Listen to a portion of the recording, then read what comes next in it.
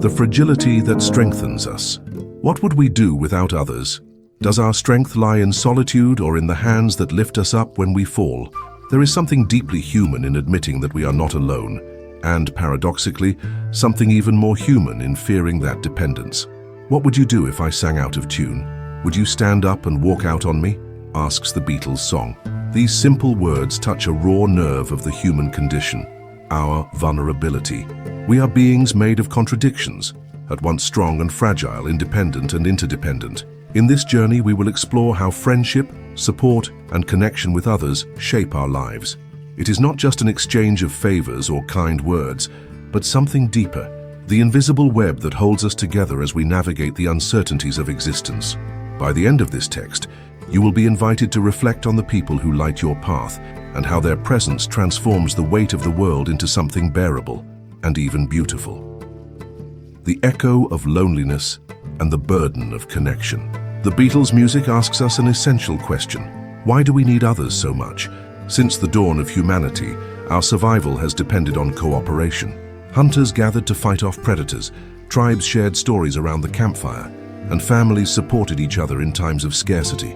But this need for connection goes beyond mere physical survival. It is also emotional and spiritual. Think of Plato's myth of the cave. The prisoners chained see only shadows projected on the wall.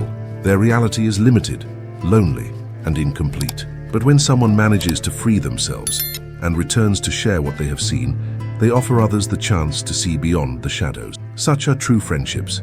They help us see what lies beyond our own limitations. But there is a paradox here. On the one hand, we seek connection. On the other, we fear losing our individuality. Am I less myself because I need you? Modern society glorifies independence, as if asking for help were a sign of weakness. But isn't true strength found in recognizing our imperfection and seeking support? After all, who hasn't sung out of tune and needed applause to keep going? Historically, great thinkers have debated this duality. Existentialism, for example, emphasizes individual freedom, but also recognizes that we are shaped by our relationships with others. The Beatles' song echoes this tension. We need each other, but this need doesn't diminish our greatness, it amplifies it. Friendship as mirror and refuge. Now let's explore another dimension of this question, the role of the other as a mirror and refuge. When we ask, will you still need me? Will you still feed me when I'm 64? We're talking about something deeper than mere companionship. We're talking about belonging. Friendship is a space where we can be vulnerable without fear of judgment. It is like a calm river, where we cast our anxieties, knowing that they will be carried away by the current. But this exchange is reciprocal. Just as we receive support, we are also called to offer it. And it is in this reciprocity that we find one of the greatest paradoxes of life. By helping others, we help ourselves. Imagine a forest. Each tree seems isolated, growing toward the sky. However, their roots are intertwined, forming an underground network that shares nutrients and sustains the ecosystem. In the same way, our invisible connections sustain the fabric of society. Without them, we would be like solitary trees, unable to withstand the storms. But not all friendships are the same. Some are superficial, like leaves blown by the wind. Others are deep, like roots that penetrate the earth. How can we tell one from the other? Perhaps the answer lies in intention. A true friendship does not seek self-gain. It exists because both sides recognize the value of being together. It is a conscious choice, renewed every day.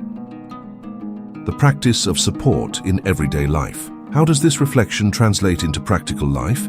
We have all experienced times when the weight of the world seemed unbearable. Perhaps we have lost a job, faced the end of a relationship, or felt the emptiness of loneliness.